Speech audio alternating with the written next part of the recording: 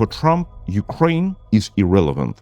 Ukraine does not exist in these calculations at all, because from this point of view, Ukraine belongs to the Russian sphere of influence, and that is why the business of Mr. Trump is just to silence Ukraine as much as possible, to silence Zelensky, to silence anyone. The argument from the Trump administration is when we sign the minerals deal with Ukraine, that will guarantee Americans in Ukraine. This is a kindergarten. I'm really sorry to say so. There is no economic success without security guarantees.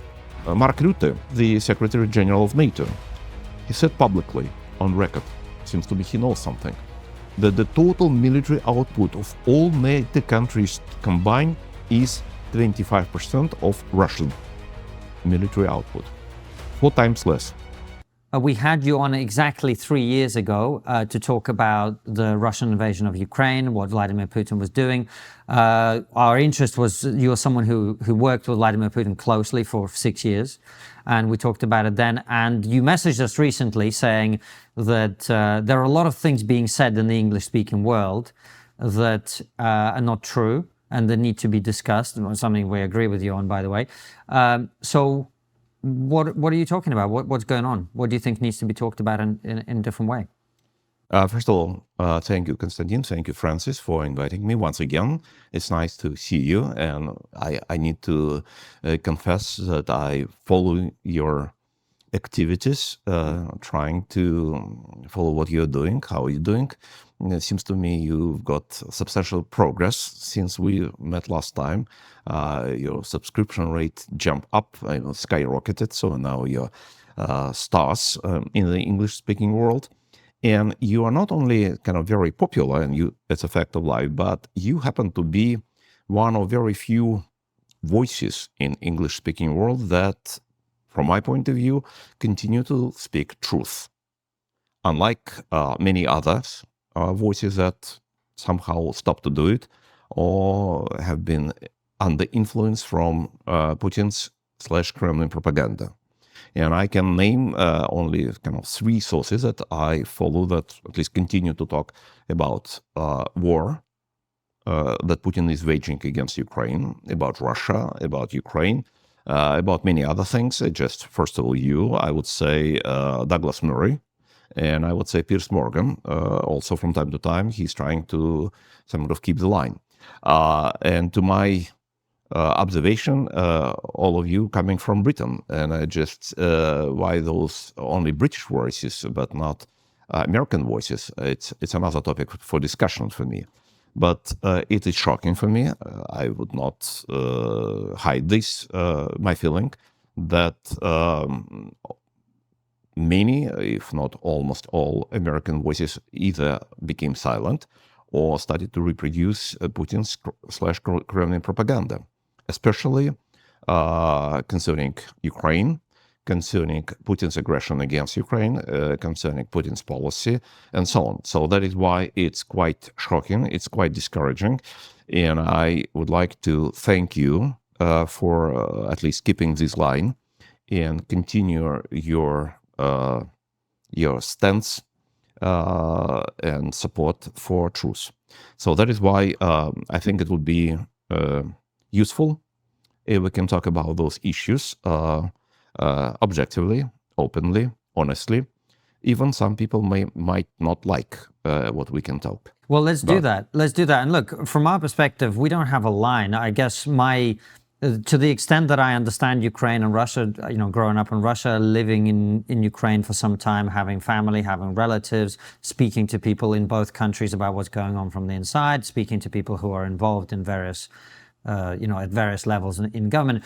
I'm just telling people in the West what I know and what I'm hearing. That's all I'm doing. And if I was hearing something else, I'd be saying something else. But I agree with you.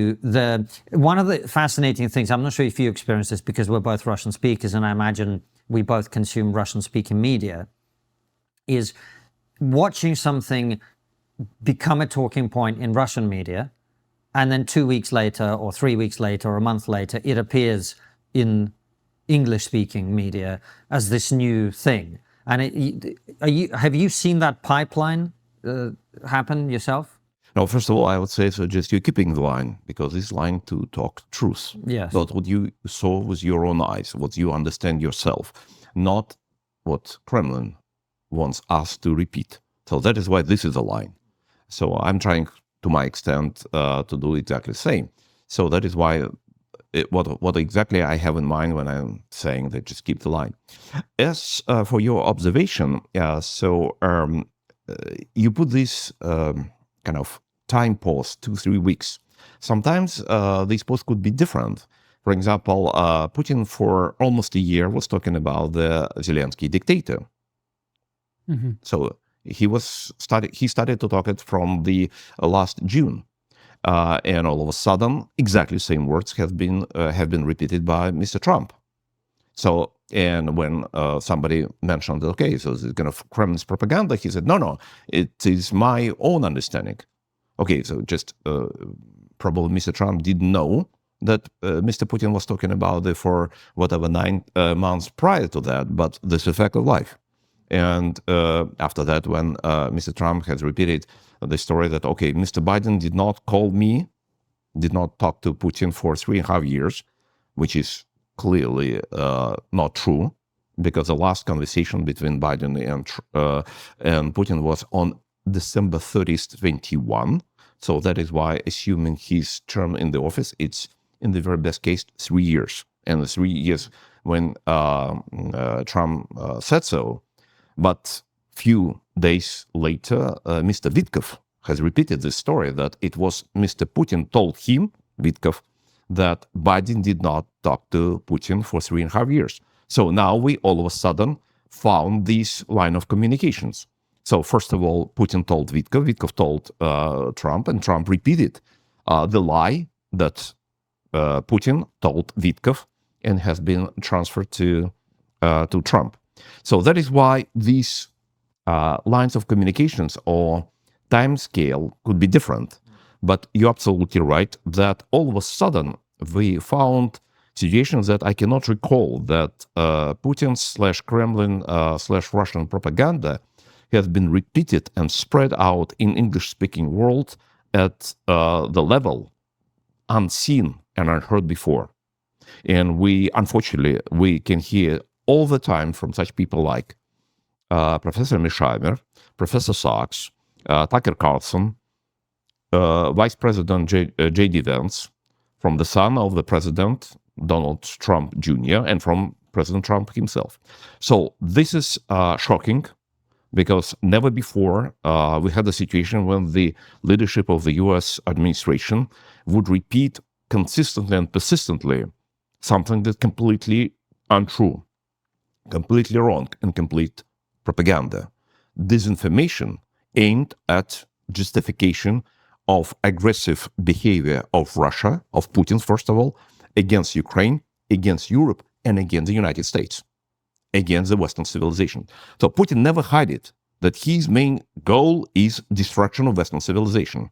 He devoted to this goal many his statements. His apparatus, his Kremlin entourage, the whole system of the current Russian government is working to destroy Western civilization, NATO, Europe, United States. Andrei, that's quite a claim. Can you give us some specifics? Personally, I've never heard him say he wants to destroy Western civilization. What are you talking about specifically? I can refer you to just many speeches, especially from the speech that he has given on October 5th, year 2023, during the so-called Valdai Club gatherings, in which he proclaimed, actually, its public announcement of the global war against the West. And it is a very detailed and very fundamental explanation that the West is doomed. And Putin's goal, together with big friend and colleague Mr. Xi from China, and to unite the other countries around the world, so-called the multilateral or whatever, they multipolar world. Yeah. Multipolar world, it's an old term, but they say that this is a global majority. Even they say not global majority, world majority. They understand English very well, so that is why they're choosing right words in English to explain their position. So this is the vote majority against the West, against doomed, some kind of decadent West, and this is some kind of the noble mission of current Russia and current Russian regime under the leadership of Putin, with support from Chinese friends, to make everything possible that the days of the West are numbered. And after that, number of people from the Kremlin and from Kremlin entourage issued number of documents, including those documents that have been produced. Such people, I don't know, probably you know those names, like Karaganov or Trenin. Those people, some kind of from think tanks around Kremlin, they put a number of documents explaining the essence of this global war against the West, led by world majority with the leadership of Russia, with Putin at the head. So that is why it's nothing new. It's very well detailed, some kind of worked-out plan by the current Russian regime. They never hide it. They talk about regularly. Even just a few days ago, already, just with the current U.S. administration, Mr. Karaganov once again gave interview to BBC, I believe, the correspondent of BBC in Moscow, explaining, no, we need to use everything possible to subjugate Europe. Now he's trying to before January 20, he was talking about the main problem with the United States, actually with Anglo-Saxons. So you don't forget about Brits as well. So that's why they understand Anglo-Saxons as the Americans and Brits. Now with the new administration, so they are accurately trying to put aside America, and now talking about Europe with Brits. You are still there, so don't worry. So you are still the goal of this regime. So that is why he's not hiding. Yes, he's going, yes, if it's necessary, we can use whatever possible, whatever resources or whatever instruments, including whatever weapons, to reach our goal. It is not about Ukraine. It's not about Zelensky. It's not about his behavior in the Oval Office or White House, or how he treated the President of the United States or Vice President of the United States. No. It's about absolutely different story, about the imperial dominance of the Russian regime over Europe. And this is, by the way, it's not a news. It's a long-term policy of Soviet communists to establish dominance over Europe. This is actually was proclaimed by V.I. Lenin back in 1917, 1918. This was essentially the goal of the so-called Bolsheviks' march into Europe via Poland to Germany, to Italy, to Hungary. That was exactly what Lenin was talking in summer 1920. And after that, they prepared for this war for 20 years between First World War and Second World War. And the Second World War was organized by Stalin as a so-called liberation march of Europe. That was only it was successful, but only half successful. Only half of Europe has happened to be subjugated by Soviet communism. And after that, in the late 80s and early 90s, with the collapse of the Warsaw Pact, with the collapse of the Soviet Union, with the end of the Cold War, all of a sudden, all these countries that had been liberated themselves from the communism, so they wanted to join Western civilization. So that must be reconsidered. That must be changed. There must be revenge. And that's exactly what the essence of the Putin's regime over the last 25 years versus Europe. And he was trying to achieve this for all this period of time. So he never hid it. So that is why it's just only deaf and blind could not see what are the purposes, what are the goals of Putin. So that is why he's doing exactly that. Andrei, you're saying this to me, and I've followed this closely, obviously not as closely as either of you two at the table. And I'll be honest with you, I'm profoundly shocked, because what you seem to be talking about, and forgive me for my historical illiteracy, it's almost like a Hitler-like figure, somebody who wants dominance over Europe. That rings alarm bells in my head. No, but it's not why it should be a surprise for you. That's exactly the policy of Putin, what he was doing. Actually, I have analysis of speech that Putin gave to the same Valdai club that I mentioned before back in year 2014. And I recommend you just, if you're interested, I give you a link to my analysis. It's in Russian, but it's not difficult to translate into English. Because when I was speaking at some, English-speaking audience, I translated into English, and it's available. So it was actually, I spoke with Atlantic Council in April year 2015, where I spread this translation of this speech. And I put speech of Putin in October year 2014, one part of the page sheet, and the other, the two letters that Adolf Hitler dictated in August 1939 to Mr. Chamberlain, then Prime Minister of United Kingdom.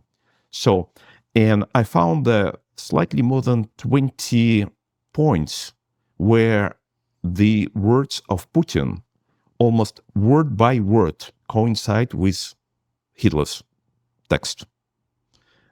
Sometimes stylistic slightly different, but essence the same, but sometimes word by word. And it is striking because those people, speech writers in Kremlin, who prepared speech for Putin in October 2014, my suspicion they never read Hitler, because it is not available in Russian, it is English or German, so you can see it. And I doubt that even they would read it, they would try to emanate what Hitler said back in 1939. So they were writing what they think is necessary and what would be suitable for Putin. And Putin read it publicly. This is an official public speech. It is still on the Kremlin website. Once again, it is more than 20 points that coincide almost word by word. Which means that it is striking. I agree with you. That's striking.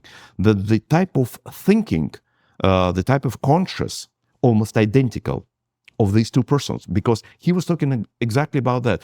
He was talking about Poland, Hitler. Yes. As Putin was talking about Ukraine. Hitler was talking about the Polish corridor, exactly as Putin was talking about Crimea and Northern Tavria. Hitler was talking about the humiliation that Germans experiencing under Polish rule, exactly as Putin was talking about the Russians are experiencing humiliation under so-called Ukrainian rule, and so on and so on. And he also was kind of explain his vision for the rest of the world there as well, and about the idea how to divide world, and first of all Europe, between big powers, between really big powers. But back then, he suggested it to Neville Chamberlain, let's divide Europe. I fully understand your interest. I fully understand that you're a great power, the kind of British Empire. Yeah. I'm not going to fight with you. Let's divide the world. Let's divide Europe between us. What Putin was suggesting back in the year 2014, and after that many times in 2015 and so on, back then to Obama, and after that now to Trump. Okay, let's divide the world. Let's divide Europe. So you have your interest somewhere else. I fully respect your interest. But this is not your interest. No, okay, let's divide it. Let's give it to me. That is exactly essence of Putin, that completely repeating not only Stalin's approach back then, but Hitler's approach. And nobody should be shocked about that. This is just fact. This is reality. You can check yourself, and anyone who watch us right now can take this text, read, and make this conclusion. So, saying that, and I believe what you're saying, number one, that's terrifying. Number two, when you look at Trump's approach to negotiations with Putin, it casts it even in an even worse light than before, because you're looking at him and you're going, is this appeasement? Right. This is we're coming probably to one of the most important part of our conversation. I don't know what else we can discuss, but this is probably most important. But before moving that, at least I need to say that we can see what Trump himself doing and what his administration is doing domestically within the United States. almost all, or at least definitely a lot, I would support, because I think it's absolutely reasonable, absolutely right, absolutely correct. Just defense from the invasion through southern border, absolutely correct. Restoration of freedom of speech, wonderful. All this elimination of this, DIA, just all this wokeism and so on, are absolutely necessary. There are many other things that Trump administration is doing is absolutely correct, and I fully support it.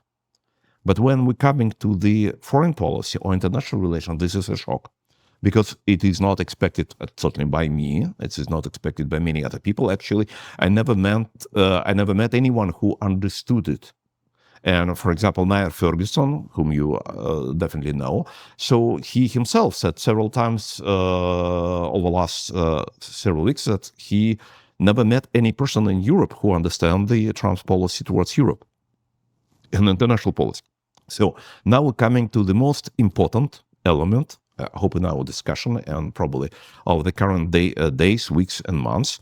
So what is the policy of Mr. Trump? What is his actual vision, based on which he's trying to implement some policies? And my understanding that it's not an appeasement, because for Mr. Chamberlain, it was an appeasement, because Mr. Chamberlain was a person coming from the First World War, in which Britain, France, and other countries lost a lot of people. And that is why they understood that there is nothing worse than the war, in which hundreds of thousands, if not millions of people have been killed without any reasonable explanation, whatever. So that is why their position was to avoid war at any cost. And that is why they tried to appease until some point, because after some point, even Chamberlain has changed his position. It was Chamberlain who pronounced the war against Germany, against Nazi Germany, after invasion into Poland. It was not Churchill. Churchill came later. So that is why even Chamberlain understood that it was a mistake of his position before, and he has changed his mind, and he has changed his position, and he brought Britain into this war, to this absolute evil, right? So, but coming to Mr. Trump, whether we have here appeasement, I would try to find different words.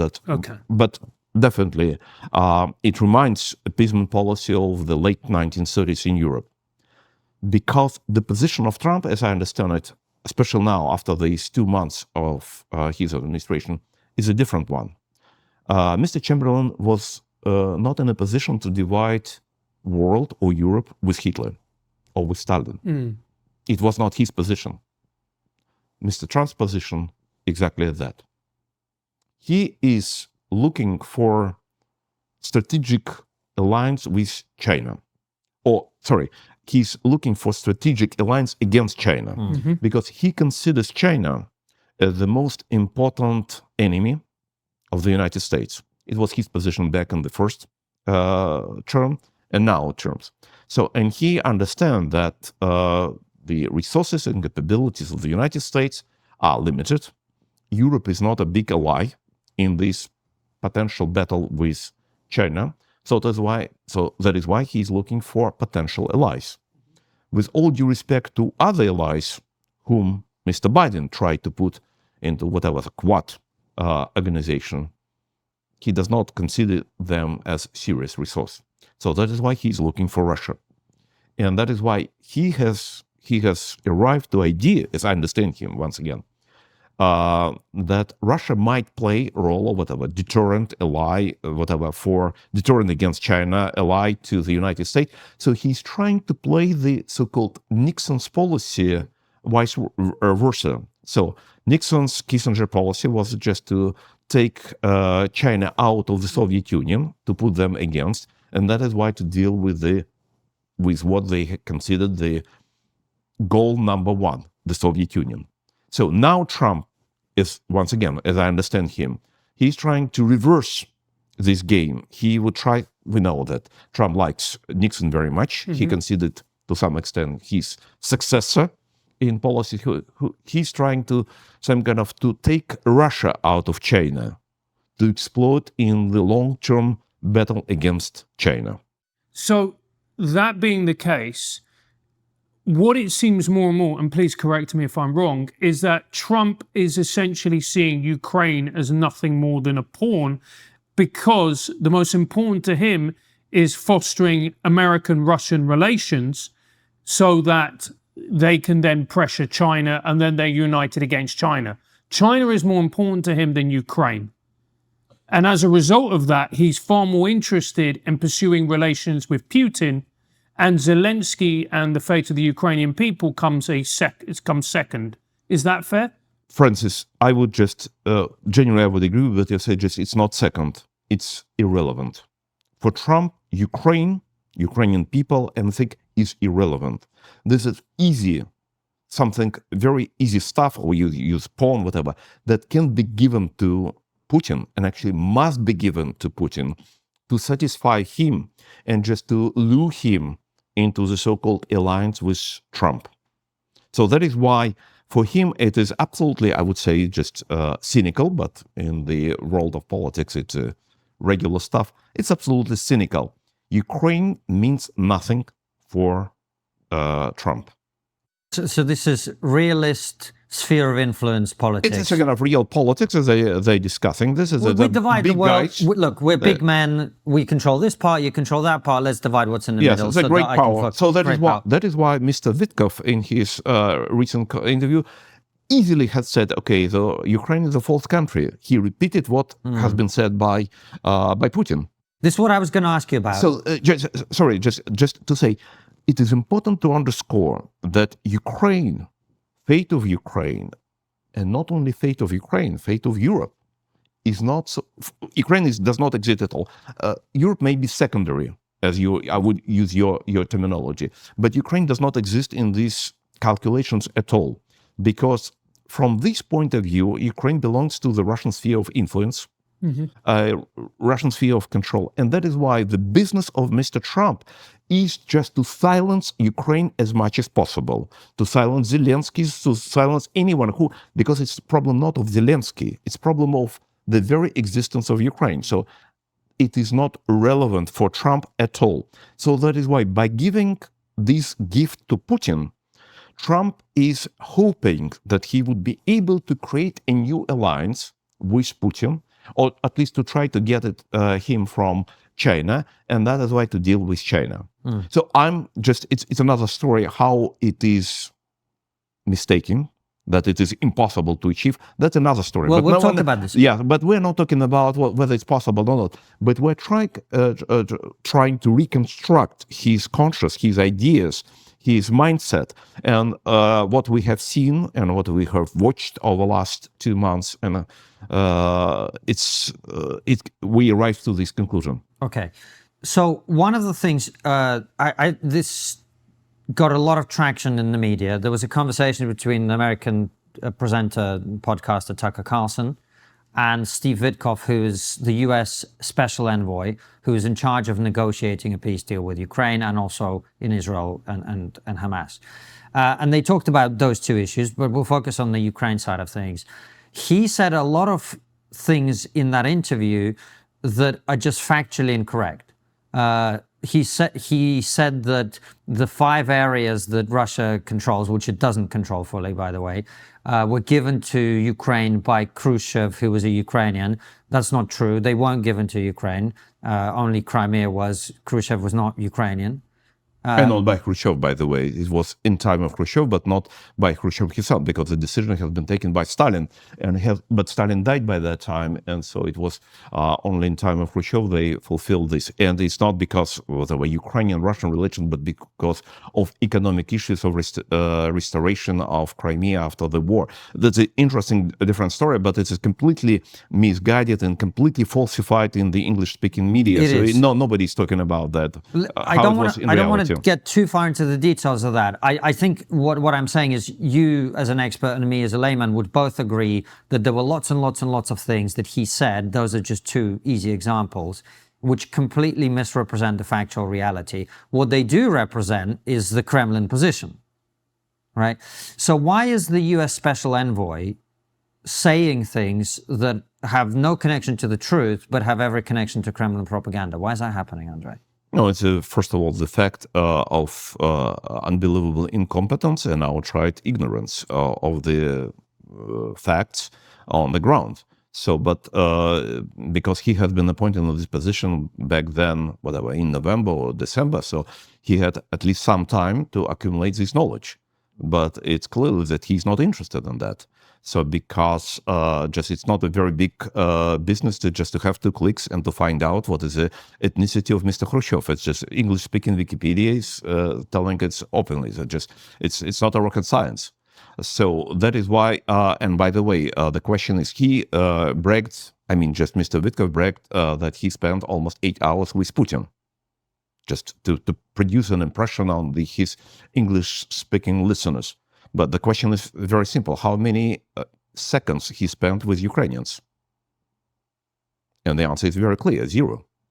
So that is why how he could be any envoy on these particular issues if he is listening to only one side, being completely ignorant in these issues, never been neither before this travel, it seems to me, never been to Russia, never been to Ukraine, understanding nothing about the story, about history, about the international relations, about security. He admitted just in the last interview that he has been duped by Hamas. Okay, so just he's on such an age that it's the kind of demonstrating such a quality is just only confirming that he is not suited for this job. Before the people on the other side, for example, on the Russian side, that people spend all life, sometimes 40 years, sometimes 50 years, studying these issues. They are incomparable, or he is incomparable to them. So that is why to manipulate him, that he said that it is impossible, it is easy because he is from kindergarten. He does not understand anything about that. Just you mentioned a couple of cases, but there is not only these cases versus Ukraine or versus these regions or versus Khrushchev or versus what's going on, but just he said just, okay, if Iran, whatever, just he was talking about on different topics, that plan of President Trump would be implemented, so Iran would come back to international community and Iran would join League of Nations. It's on record. It's on record in this interview and in the transcript. So that is why, what are we talking about? It's not about whatever the names of the 4 or 5 Ukrainian regions partially occupied by Russian troops. It's about basic knowledge about the current world. It's not about United Nations. It's about League of Nations. So that is why, once again, we are dealing with a problem. Certainly, we have incompetence, we have ignorance, and we have a kind of, if people of such level, incompetent, ignorant, it's not a very big business to manipulate them, especially by those who spend all their life in that particular profession. And especially your argument is because actually, why not send someone like that in to negotiate? Because ultimately what you care about is just get this wrapped up. Doesn't really matter how this ends. We need to deal with this quickly because we've got China to deal with. That's exactly the point, because the support that Mr. Witkoff has received from Mr. Vance confirmed this logic. Because for them, it is not important. That's irrelevant. What is going in Ukraine, whether 5 regions or 15 regions or 50 regions, doesn't matter at all. Because for them, they have as a kind of the main goal. The main goal, and by the way, Mr. Witkoff was some kind of courageous enough to explain, the main goal is to have friendship with Russia, to have business with Russia, to have economic relations. Let's have energy projects. Let's have projects in Arctic. Let's have a project in artificial intelligence. Let's have project in technologies. Let's have everything just to bring Russia together, closer to the United States, regardless what price must be paid for that. Because for them, this is a goal number 1. This is absolute goal. Okay, well, let's look, I think we should have this discussion fairly, which is to say, look, morality is morality, and we all have our own personal morality and right and wrong or whatever. But when it comes to great power stuff, you know, these considerations come in too. And why not have peace with one of the biggest countries in the world and trade and so on? My argument has always been that I think that if the Ukraine conflict ends in a way that doesn't produce long-term security for Ukraine, this will happen again.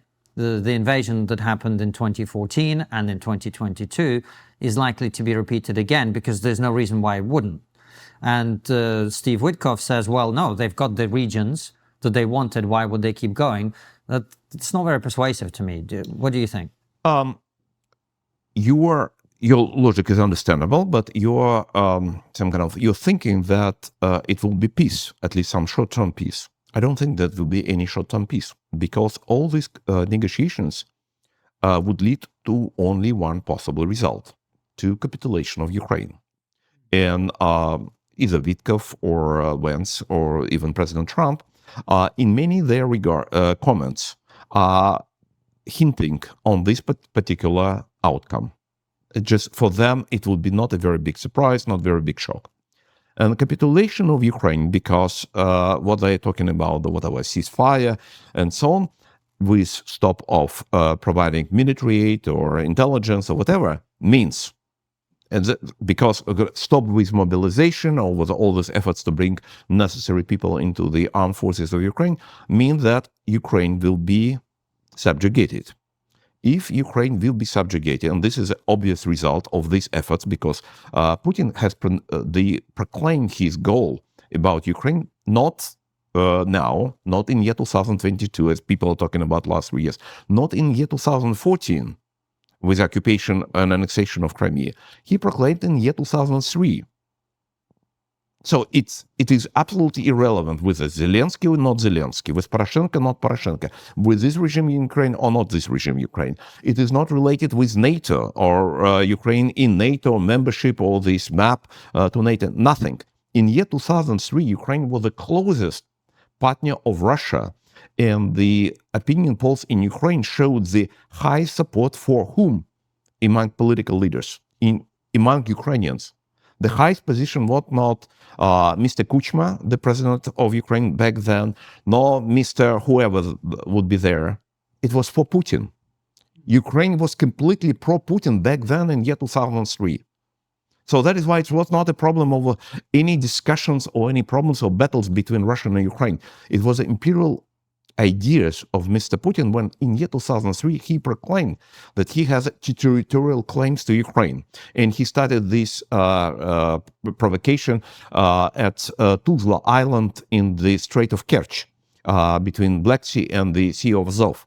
So it was on September 17th, year 2003, when Putin collected the all military, diplomatic, and intelligence community in small city Yeysk of Krasnodar region in Russia, where he proclaimed that, okay, we need to military diplomatic solution to the territorial issues that we have between Russia and Ukraine. Nobody ever was talking about NATO back then in Ukraine or anywhere else.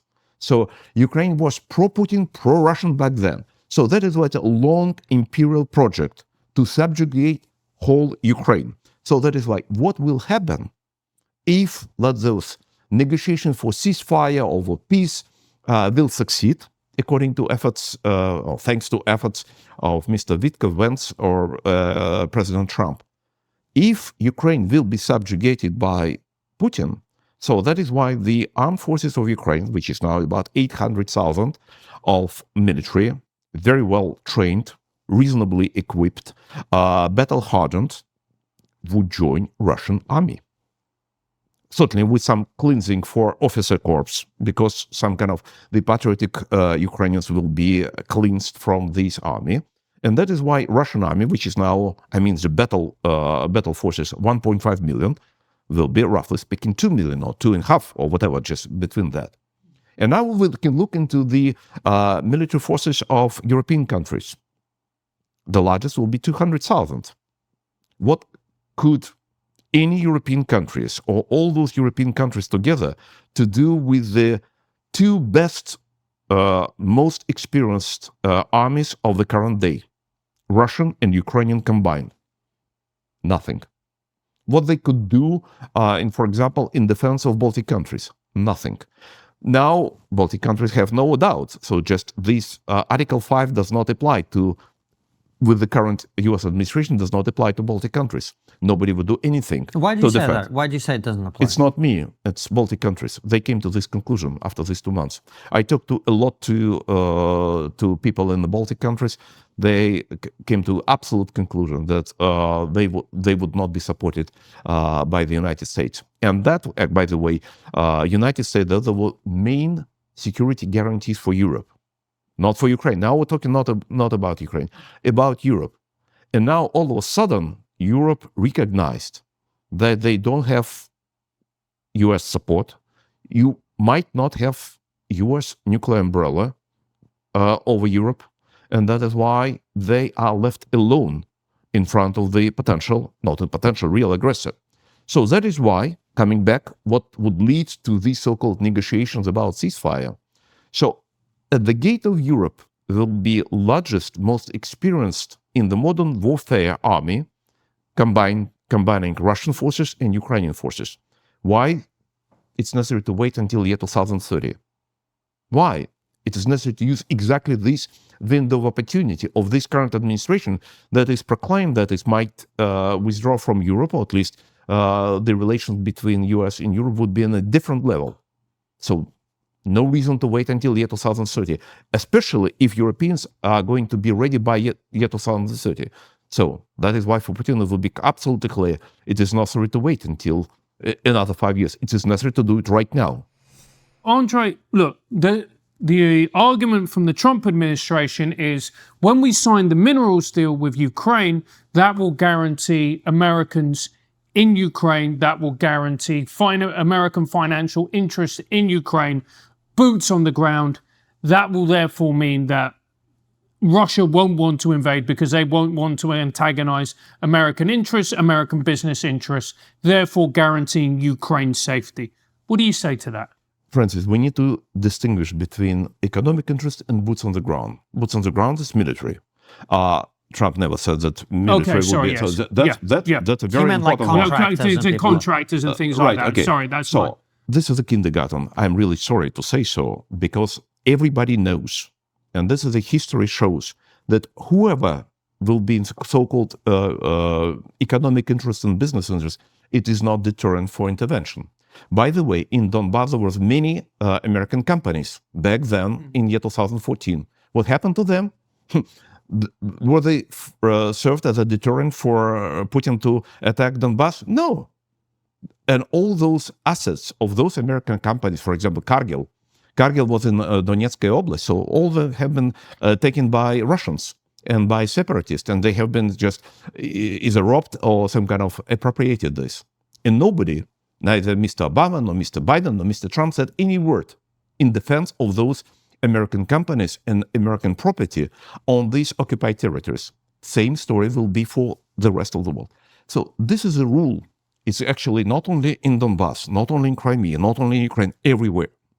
So Alexander Sergeyevich Pushkin, the famous Russian poet, once said, very important, I will say it in Russian, «Все куплю, сказала Злата, все возьму, сказал Булат», which in English would be translated, okay, I'm ready to buy everything, says Gold. So that is a business interest. But the final word will be said by Bulat, I mean by steel, by military force. So, but the final word remains for military force. Military force has the final word. Yeah. Final word, yes. And if we look around, so just only military guarantees provide necessary conditions for future economic growth. Why South Korea became such a wonderful example of economic growth? Why it became a miracle, economic miracle? Because US forces were having boots on the ground between 1950 to 53 during the Korean War, and after that, Korean troops, US troops did not leave South Korea. Why Western Germany became such a economic miracle success and so on? Because US troops were on the ground, boots on the ground, and Western Germany became a member of NATO. Why Albania, the poorest country in Europe, became now the economic tiger of the last quarter of century? Because American troops on the ground, and because Albania became a member of NATO. it's only one way. First of all, security guarantees in the form of US troops or military alliance like NATO that can guarantee potential participation of US troops and other troops, and only after that economic success. There is no economic success without security guarantees. Just one example. You know what example? Mr. Trump. Mr. Trump himself, before he became US president, even the first time, he was a very well-known kind of real estate developer in the United States. He was interested in participating in different projects around the world. He was considering the participation in Russia. He was even traveling to Moscow looking for potential acquiring hotel or maybe some other assets. Back then, in 2012, if I'm not mistaken, what his decision was? Too risky. It was him, Mr. Trump, who was not courageous enough to invest in Russia in 2012, before occupation and annexation of Crimea, before this full-scale intervention against Ukraine. He himself taking the correct decision because he understands and he understood that this is too dangerous. For himself, he understands this is dangerous. Why he think that other people will be so stupid that would invest in the country that does not have security guarantees? I mean, that's a very good point. That's a very good point. And what it illuminates, Andrei, is, to me, listening to what you're saying, is this the end of Ukraine then? Is this inevitable, do you think? Let me answer to your question with another question to you. Just in 1948, on May 14th, if I'm not mistaken, there was a proclamation of independence of Israel. Immediately, armies of 5 countries intervened into Israel with a very clear goal. It has been pronounced: destruction of Israel and physical elimination of Jews on this territory, to push them into the sea. We all know that. So, and Israel was alone. Israel was not a member of NATO and still not a member of NATO. There was no allies in something. And for Israelis, there was no way how to fight back. Just only one way, because it's a way for survival. And they are still in the same position for almost 80 years in a row. And they have regular attacks on them. Recently, we all know this October 7th. And after that, just from Hamas and from Hezbollah and from Houthis and from Iran and so on. And they're fighting for their survival. So, but back then in 1948, somebody would say, okay, is it end of Israel? Yes, maybe they already decided. But Golda Meir told his American colleagues when she was traveling through the United States collecting money for defense of Ukraine, for Israel. If you give us money, we will use this money to defend ourselves. If you would not give us money, we will defend ourselves even with our fists, without weapons. But we will never surrender.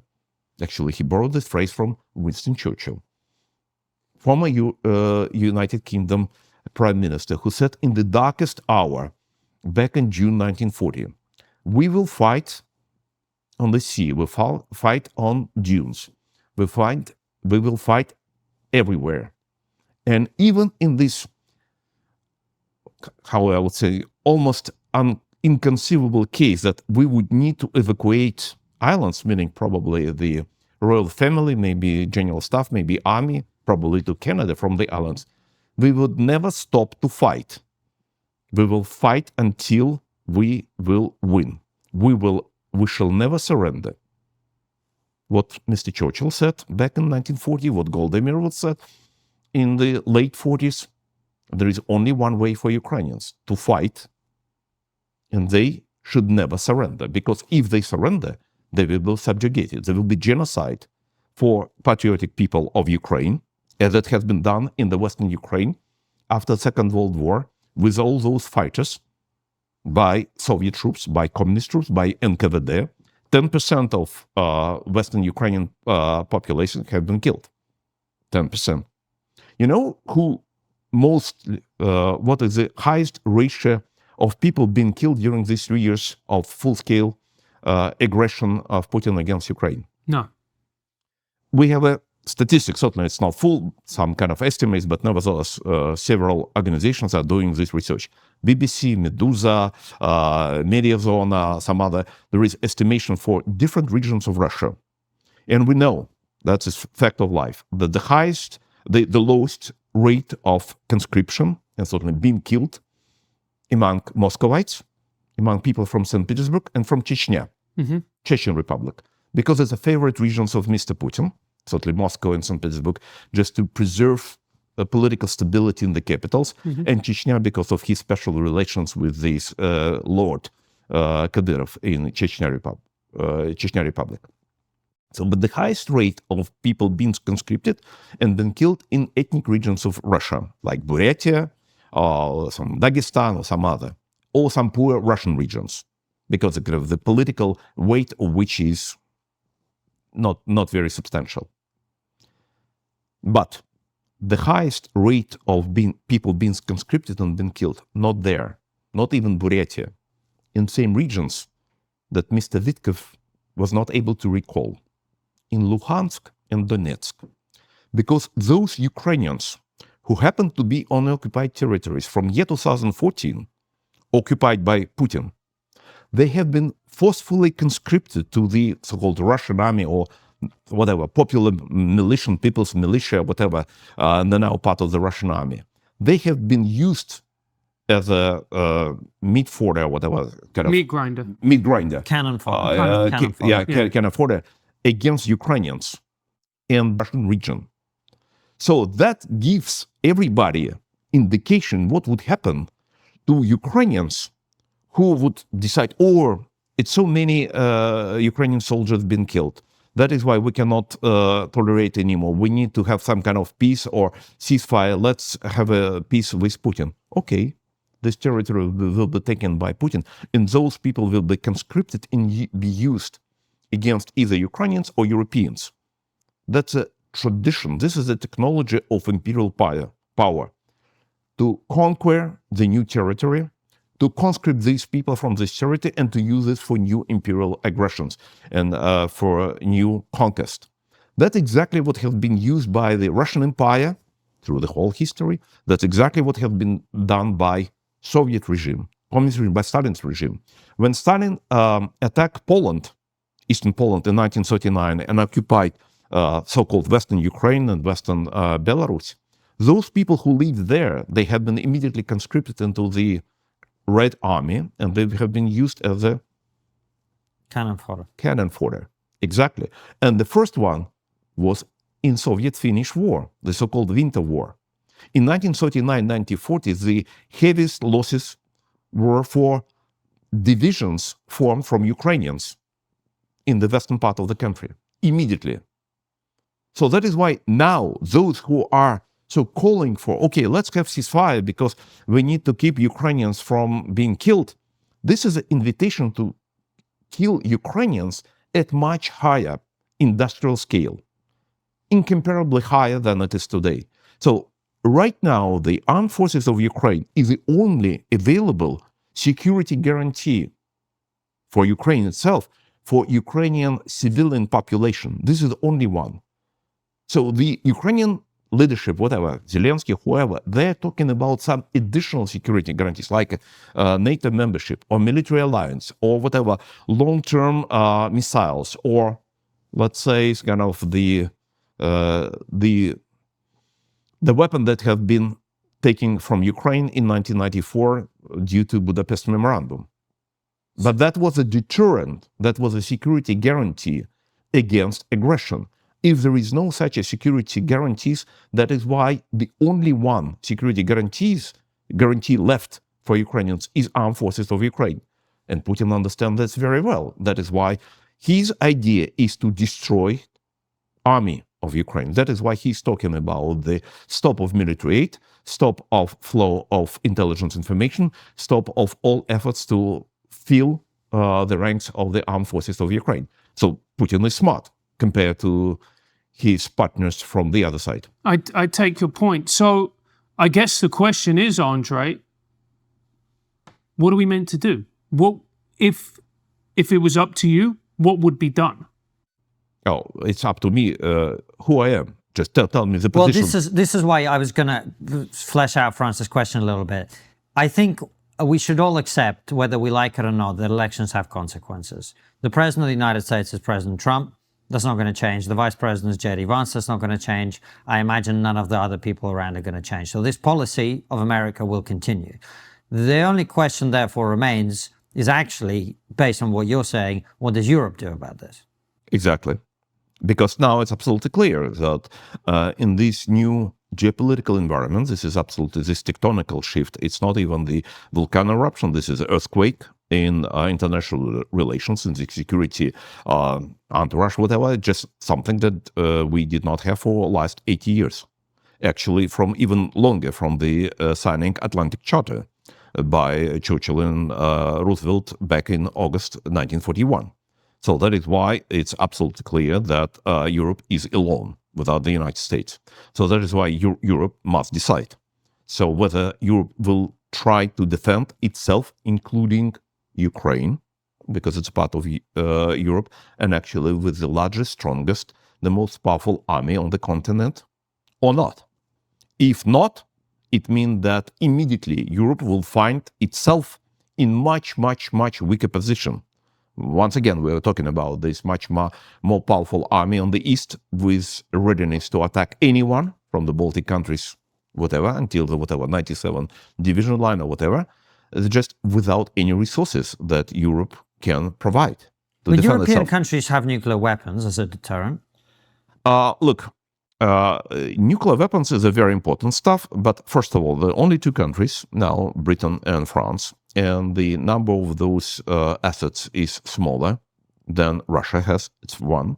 Second, it means it immediately poses the question about the spreading of nuclear weapons around the world.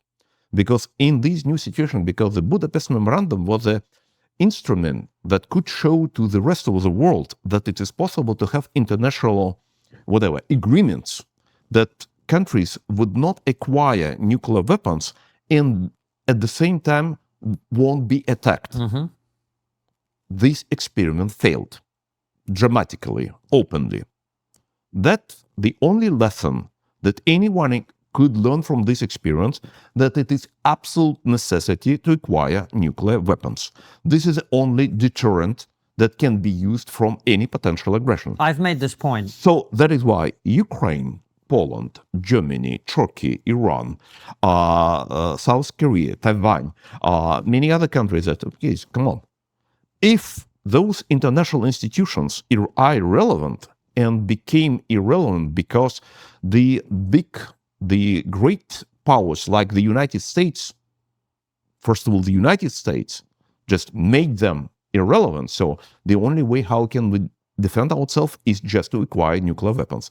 So that is why this is the strongest argument for spreading nuclear weapons around the world. I agree. I made this point recently, and I think it's actually an incredibly obvious point that no one, other than you and me, I've not heard anyone talk about this, even though it's so obvious. But nonetheless, you're saying if the Americans let Ukraine be subjugated, the Ukrainians will be added to the Russian army, and then that army can be used against Europe. And what I'm saying is European countries have nuclear weapons they can use to deter that. That's the comfort that a lot of Europeans will take, and they will say, well, actually, we don't need to do anything. We've got nuclear weapons. Britain and France will be fine. No, it's absolutely necessary. That is why I understand that just now Brits and French are talking with Germans, because the very obvious first step is just nuclearization of Germany. Nobody would think about after the Second World War. And the person who made it possible, even just thinking and conversations, and I could not exclude that will be actions, is just the current US administration. Nuclearization of Germany, nuclearization of Poland, nuclearization of Ukraine, nuclearization of many other countries, including nuclearization of Iran.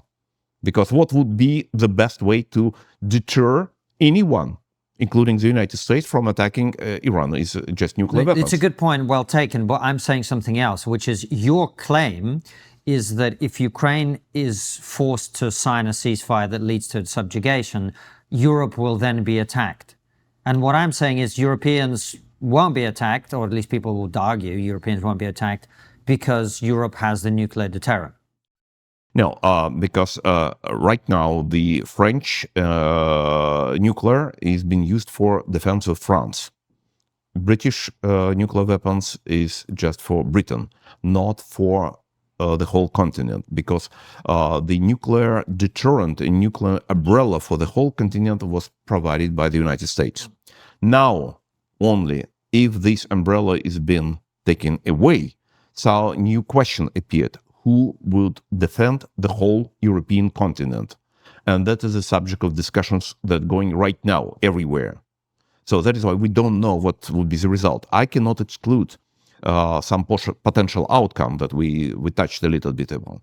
But it means much faster, immediate spread of these nuclear technologies and missile technologies.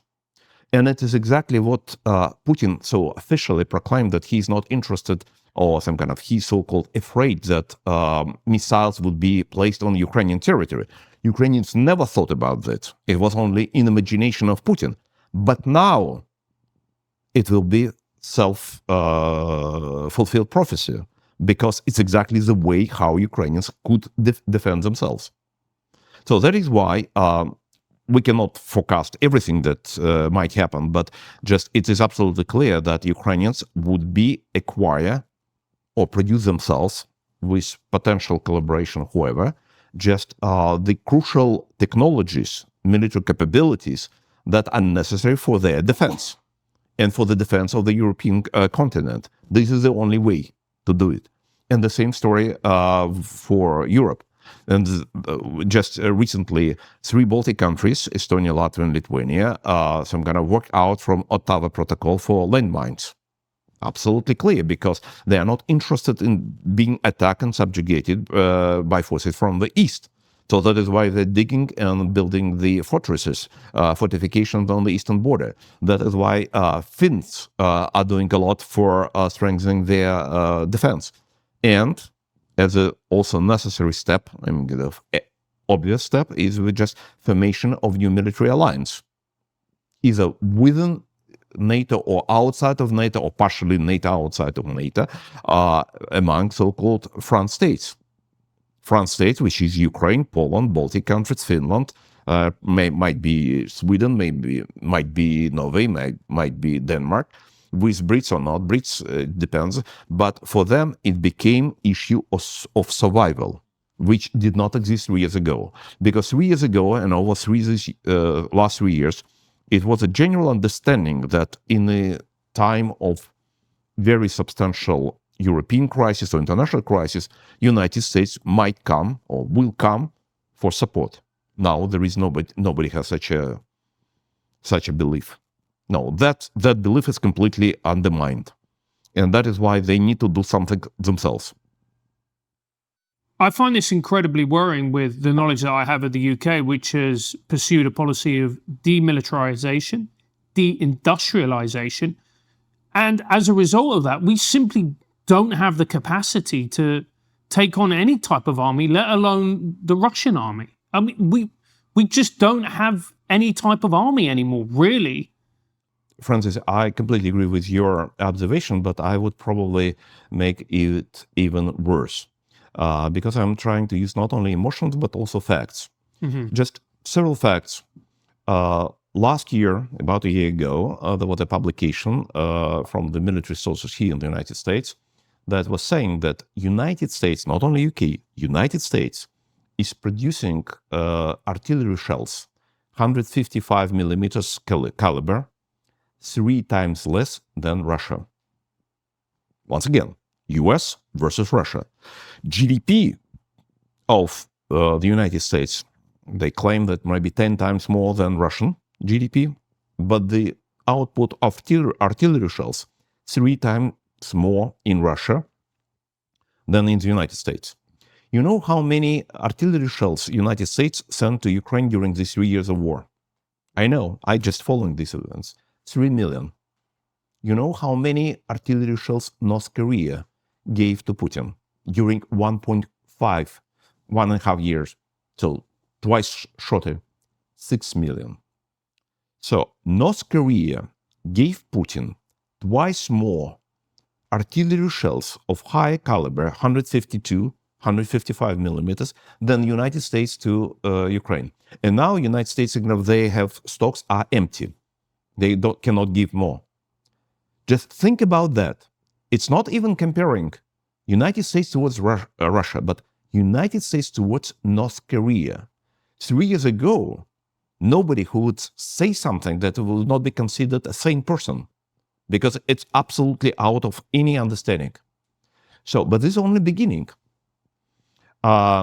Just together, United States and Europe output of artillery shells today is less. It's about 54%, if I recall correctly, of the output of artillery shells in Russia alone. So just essentially NATO countries. Putin, back in November last year, in Bishkek, if I'm not mistaken, had said publicly that Russian output of missiles, of all missiles, ballistic missiles, cruise missiles, is 10 times more than NATO combined. And he added that this year, next year, because he was talking last November, so in 25, so this output would increase 30-35% more.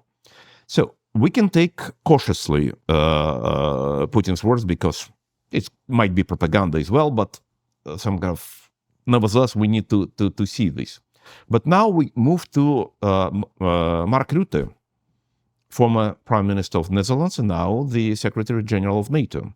And his talk in at Munich conference on security last month. What he said?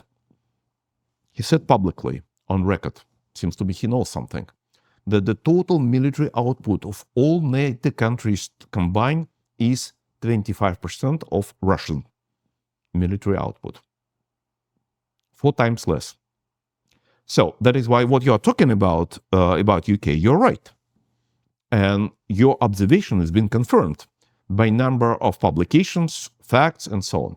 So what conclusions might be made from these facts and numbers? One option is to surrender, and will be peace, like on the cemetery. It's not only for Ukraine, it will be for UK, for the whole Europe. Or the different approach. Your former Prime Minister, Mr. Churchill, reminded us that he can promise on only whatever. Blood, sweat, and tears. Exactly. So, but this is a very clear challenge. And that is why up to European countries, up to UK, up to the United States, either to take this challenge or to surrender. So we know the answer from Mr. Churchill, never surrender. Okay, maybe some other generation, maybe some other politician will take different approach. We don't know. But we know what can be done in this regard. And we remember what has happened with the United States back in 1941. US was not yet in the war when Roosevelt signed, some kind of approved this Lend-Lease program. And during 1941, before December 7th, before attack on Pearl Harbor, the military output of the United States increased several times. And they started to provide this military ammunition to, first of all, to the United Kingdom, and only after that to other participants in this war. So this is a very clear challenge. It's up to the European countries to decide. By the way, just if we go back, not only for European countries and not only for Second World War, just 4 years ago, Ukraine, whether Ukraine was whether it wanted to participate in the war in Russia, no. Look at this; it's unbelievable. They were spending on military purposes some kind of less than 2% of GDP. Even they have this war in Donbass. Even the kind of many Ukrainian military personnel have been killed there. All arguments in the Ukrainian society for either Poroshenko government or Zelensky government, let's increase military expenditure. It is absolutely unsustainable. No. And Poroshenko and Zelensky said, no, we are for peace.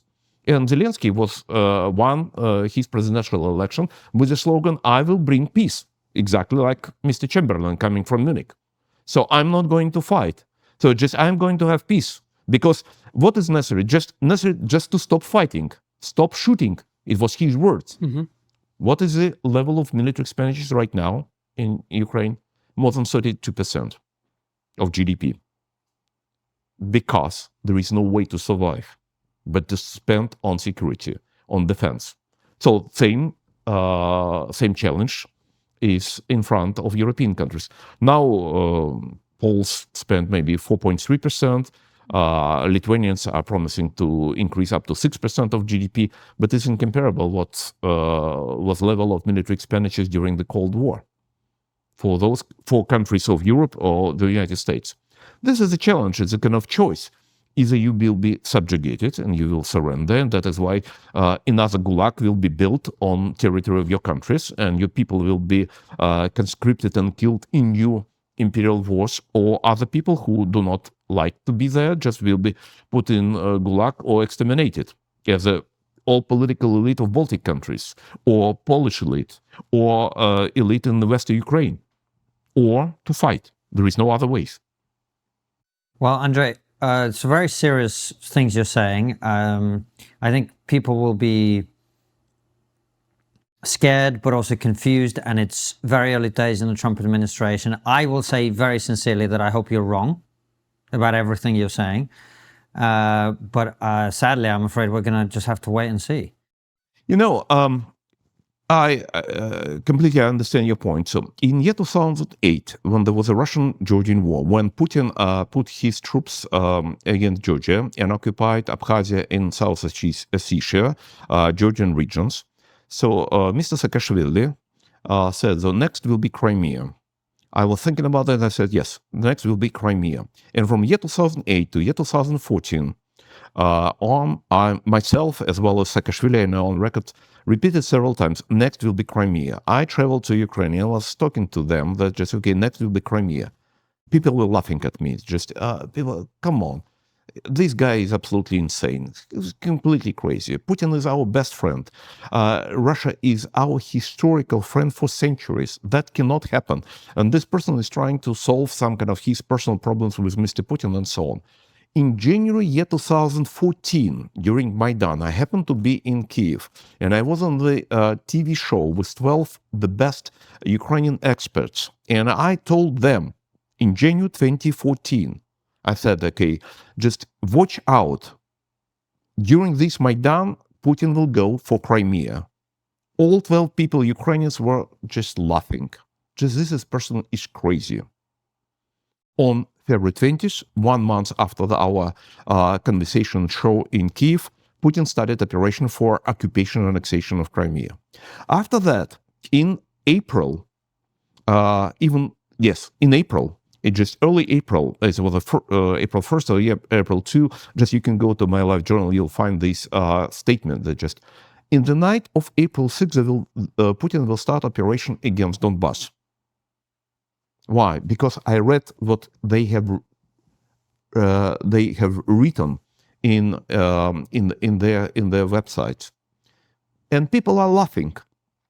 From the night of April 6th, Girkin Strelkov started this operation for occupation of Slaviansk and this the so-called Donbass war. After that, in August year 2014, I said, just okay, if Ukrainians would not undertake necessary measures immediately, will take their people from Ilovaisk, they will be stabbed in the back by Russian regular forces. Ukrainians did not do it. And after that, Russian forces crossed the border, encircled Ukrainian forces, and killed more than 600 people over there. So after that, for 8 years, from year 2014 to year 2022, I was talking, there will be next operation, full-scale operation against Ukraine, with the purpose to get Kiev. Because this kind of the dream of Putin is not Crimea, is not Kherson, not Donbass, not these 5 regions, Kiev. It was his dream that he was telling back in year 2003, year 2004, that the might городов русских, mother of Russian cities, must be under his control. Nobody believed in it. It was impossible to believe in it. And after that, we have February 24th, 22. Once again, Golda Meir told us along with survival from Nazi concentration camps. If somebody tells you regularly, tell you regularly that he's going to kill you, trust that person. Be serious. Do not ignore. Putin is saying for 25 years in a row that he is going to establish control over Europe. It is up to you to trust him or not to trust. I prefer to trust that person, that he is serious about his intentions. Andrei, that's us. Thank you for coming on the show and giving us your perspective. And the final question we always end with, Andrei, is what's the one thing we're not talking about as a society that we really should be? Sorry? What's the one thing we're not talking about as a society that we really should be? I laughed because what you've just said has just, that's the one thing that we need to be talking about. But what's the other thing? Before Andrei answers the final question, at the end of the interview, make sure you click the link in the description, go to our Substack, where you'll be able to see this. Do you think Putin would be more or less likely to use nuclear weapons as he gets older? Was there a time early in Putin's presidency when he was sincerely open to closer ties with the West? What role, if any, does geography play in Russian politics? I hope that you would continue what you're doing because, once again, you are a rare voice in the English-speaking world that at least ready to listen to what became unusual and that not many others are talking about. And I wish you that would continue such an approach and talking by yourself and giving an opportunity to other people who are ready to talk about which sounds like impossible, but all of a sudden becoming possible. Thank you very much. Make sure to follow us over to Substack, where you get to ask Andrei your questions. What do you think is the likelihood of China invading Taiwan or trying to take it in some way?